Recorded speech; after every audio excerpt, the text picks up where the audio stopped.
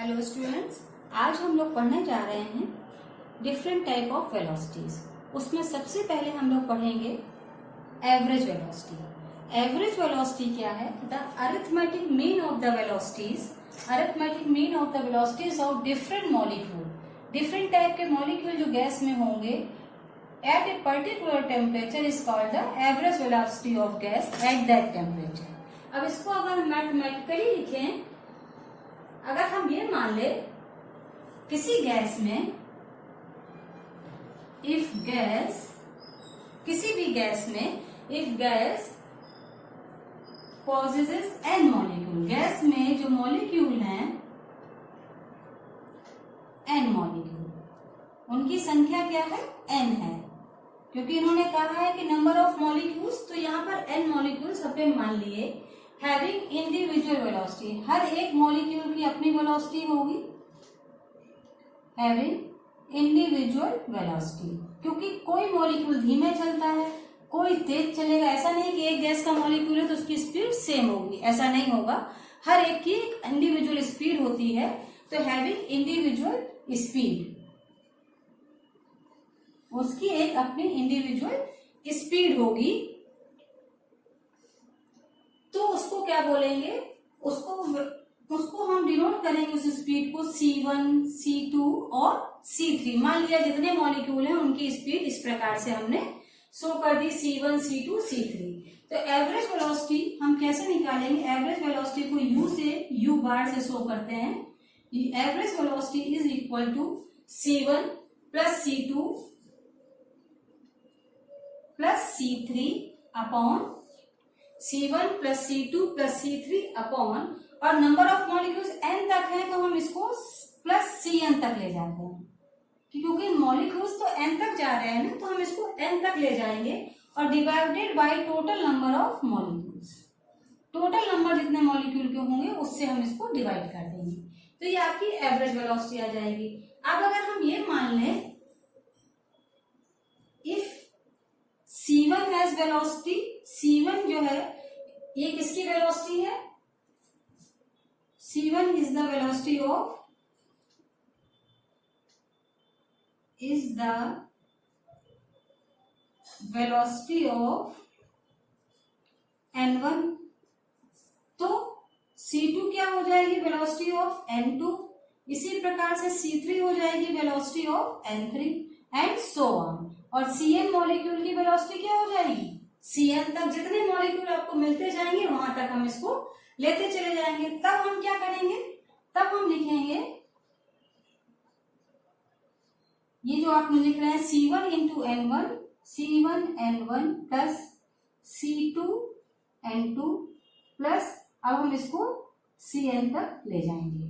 मतलब so on, जितने भी मॉलिक्यूल आएंगे वहां तक लेते जाएंगे, उसको डिवाइड करें। अगर हमें नंबर ऑफ मॉलिक्यूल पता चल जाए तो N1 plus N2 plus N3, या दूर तक जहां तक के मॉलिक्यूल जाएंगे वहां तक नंबर, जितने मॉलिक्यूल आपको पता होंगे, तो ये आ जाएगी आपकी एवरेज वेलोसिटी। तो अकॉर्डिंग टू मैक्सवेल, मैक्सवेल ने जो है आपको एवरेज वेलोसिटी का फॉर्मूला दिया हुआ है वो है mu bar is equal to, mu bar बोलते हैं, ये किसको बोलते हैं? तो एवरेज वेलोसिटी के लिए बार लगा रहे हैं, √8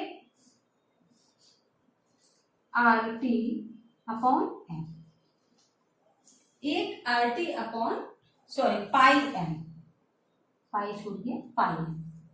ठीक, तो ये है आपकी एवरेज वेलोसिटी, और इसका भी हम लोग यूज करके देखेंगे किस प्रकार इससे हम लोग न्यूमेरिकल करते हैं।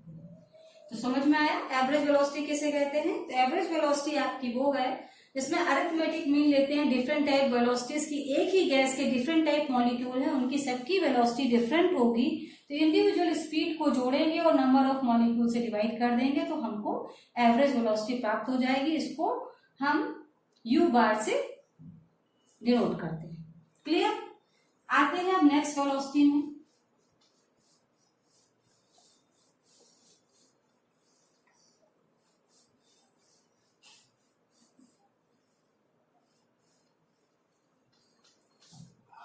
नेक्स्ट वेलोसिटी क्या होगी बच्चों? नेक्स्ट हम लोग देखते हैं root mean square velocity. Second number है वेलोसिटी का root mean square velocity.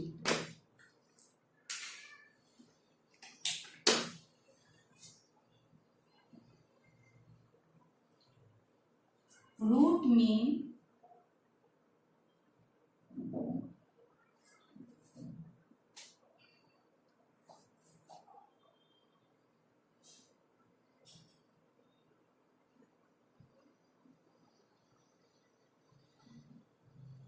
Square velocity.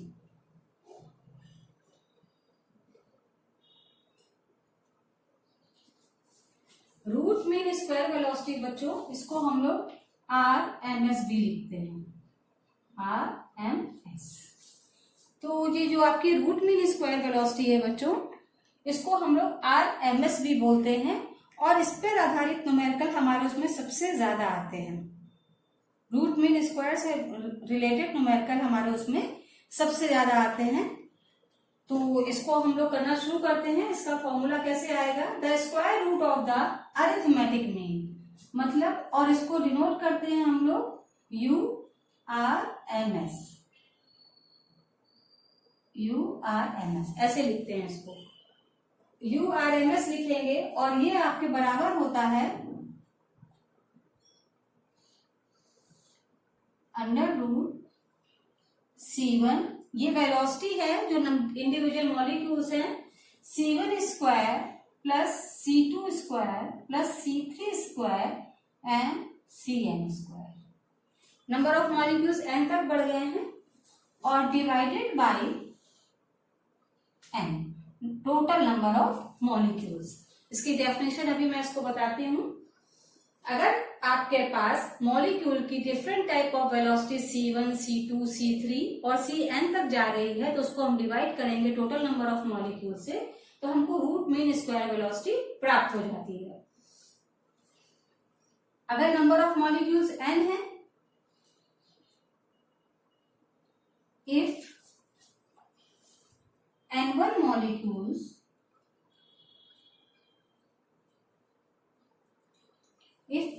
molecules have velocity C1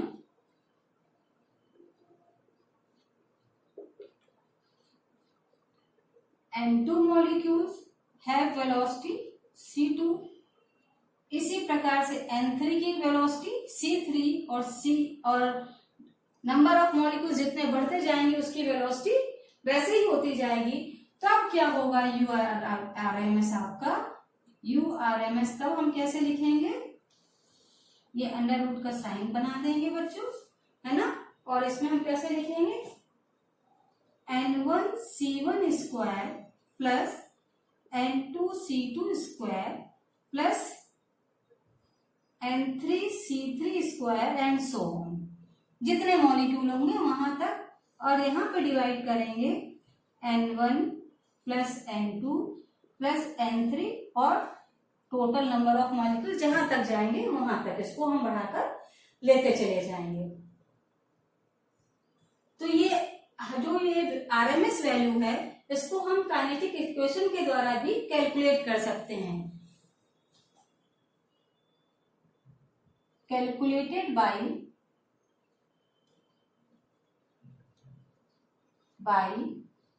kinetic equation, तो कैसे करेंगे, काइनेटिक इक्वेशन हमारी क्या होती है, P बराबर 1/3 mn u square. Kinetic equation हम लोग पढ़ चुके हैं, mn u स्क्वायर। जो ये u है इसी को हम रूट मीन स्क्वायर वेलोसिटी में लेंगे। फॉर 1 मोल ऑफ गैस ले बच्चों, तो यहाँ पे क्या आ जाएगा, अगर खाली फॉर 1 मोल ऑफ गैस, जहां 1 मोल की बात होती है वहां हम तुरंत आवागैड्रो नंबर का इस्तेमाल करते हैं। आवागैड्रो नंबर कई बार इस चैप्टर में शब्द आया है, mn u स्क्वायर, और n की वैल्यू क्या होती है, 6.023 इंटू 10⁻23 मोल पर लीटर 1 मोल गैस के लिए। ठीक, तो जब 1 मोल के लिए होगी तो हम इसका यूज करेंगे, और क्योंकि PV बराबर होता है nRT, P बराबर होता है nRT के बराबर, तो हम इसको 1 मोल गैस के लिए निकाल रहे हैं। तो PV बराबर क्या होता है बच्चों, nRT। ये फॉर्मूला हम लोग पढ़ चुके हैं, है ना, PV बराबर nRT। तो RT बराबर क्या होता है बच्चों, 1/3, RT बराबर 1/3 m u स्क्वायर, और इसको हम रूट मीन स्क्वायर वेलोसिटी लिख सकते हैं। तो u बराबर क्या हो जाएगा, अब ये रूट मीन स्क्वायर वेलोसिटी हम लोग निकाल रहे हैं, u बराबर क्या हो जाएगा, अगर हम इधर ले आएंगे 3RT/m और अंडर रूट, क्योंकि स्क्वायर यहाँ निकाला तो ये वैल्यू आ गई। तो रूट मीन स्क्वायर वेलोसिटी क्या आ गई बच्चों आपकी, ये PV बराबर nRT होता है फॉर 1 मोल ऑफ गैस के लिए। तो हमने इस वैल्यू को यहाँ रखा, और क्योंकि यहाँ P की वैल्यू थी, P की वैल्यू को हमने इधर साइड रख दिया और nRT कर दे, सॉल्व हो गया। ठीक, अब ये आ गया आपका रूट मीन स्क्वायर वेलोसिटी का फॉर्मूला। क्लियर हो गया है, तो हम लोग आगे बढ़े। अगर ये क्लियर हो गया है तो चलिए, तो हम लोग आगे कर सकते हैं। नेक्स्ट वेलोसिटी आती है बच्चों मोस्ट प्रोबेबल वेलोसिटी। उसका क्या नाम है, मोस्ट प्रोबेबल वेलोसिटी। चलिए उसको भी देख लेते हैं। अभी तक हम लोगों ने 2 वेलोसिटी देखी, एवरेज वेलोसिटी और देखा हम लोगों ने एवरेज वेलोसिटी के बाद क्या देखा हम लोगों ने, रूट मीन स्क्वायर वेलोसिटी। अब हम लोग देखते हैं मोस्ट प्रोबेबल वेलोसिटी।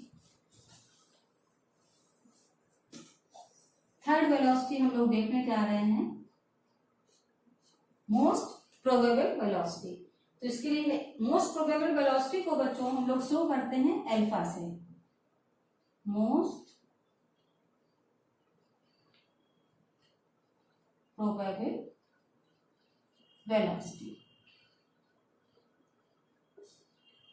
इसको 2 तरह से लिख सकते हैं, या तो अल्फा से शो करते हैं या फिर V मोस्ट प्रोबेबल है MP देते हैं। दोनों तरह से इसको हम लोग शो कर सकते हैं, या तो अल्फा से शो करें या इससे शो करें।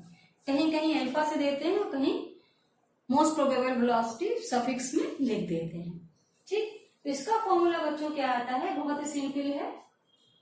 The velocity possesses by most of the fraction. Suppose कीजिए एक कंटेनर में गैस ली हमने, और उसमें हर बार जो है कंटेनर में गैस लीजिए, या आपने कुछ उसमें पेबल्स डाल दिए, ऐसे पेबल्स पड़े हुए हैं एक कंटेनर में। मोस्ट प्रोबेबल का मतलब बता रही हूँ, एक कंटेनर में पेबल्स पड़े हुए हैं। अब हर बार आइज क्लोज करके हम लोग इसमें हाथ डालते हैं और इसमें से पेबल्स बाहर निकालते हैं। पेबल्स मान लीजिए, सिक्के मान लीजिए, उनको बाहर निकालते हैं। तो अगर इसमें 100 सिक्के पड़े हुए हैं तो 30 या 40 सिक्के जो है एक तरह के हमको मिलते हैं।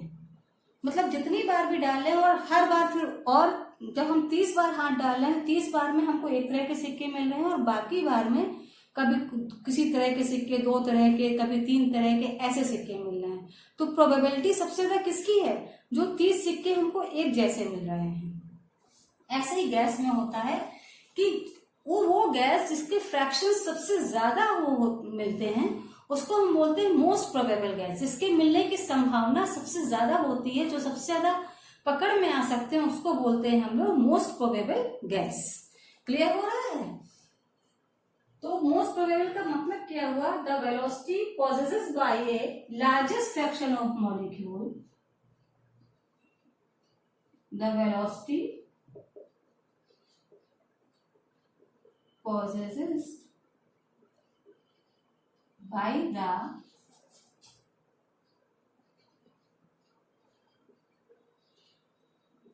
largest fraction of the molecule. Largest fraction of the molecule at a particular temperature is called, at a temperature हमेशा निश्चित होना चाहिए, at a particular temperature is called most probable velocity. Is called most probable velocity.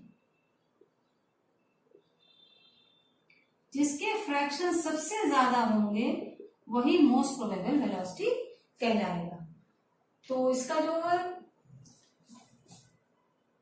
Velocity of a gas, sentence complete करिए, at a particular temperature, at that temperature, है ना, of gas at that temperature, जो particular temperature आपने लिया था, at that temperature. इसका formula क्या है बच्चों? इसका फॉर्मूला है, अल्फा लिखिए या VRMS लिख दीजिए, बात एक ही है। इसका फॉर्मूला है अल्फा और VRMS is equal to 2RT upon m। तो ये तीन तरह की वेलोसिटी हम लोगों ने पढ़ी है। अब इनके बीच के रिलेशन देख लीजिए। रिलेशन बिटवीन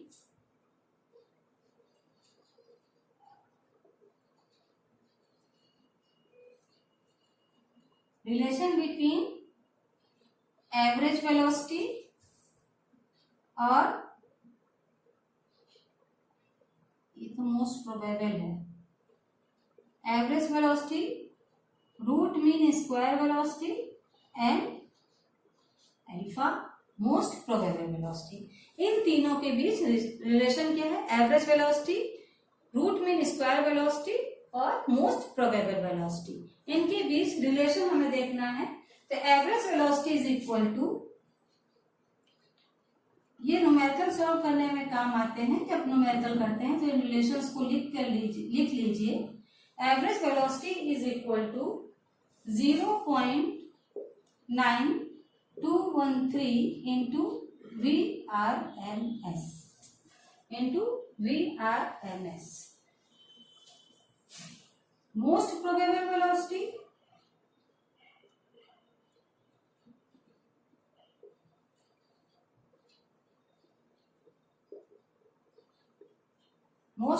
वेलोसिटी क्या है?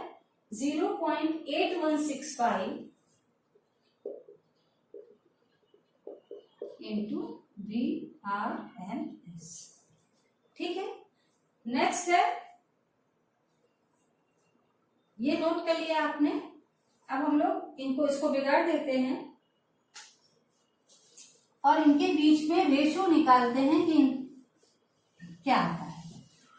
मोस्ट प्रोबेबल वेलोसिटी, VRMS और एवरेज वेलोसिटी के बीच में अगर हम लोग रेशियो निकालें, ये तीनों टर्म नोट कर लीजिए, तो क्या आएगा?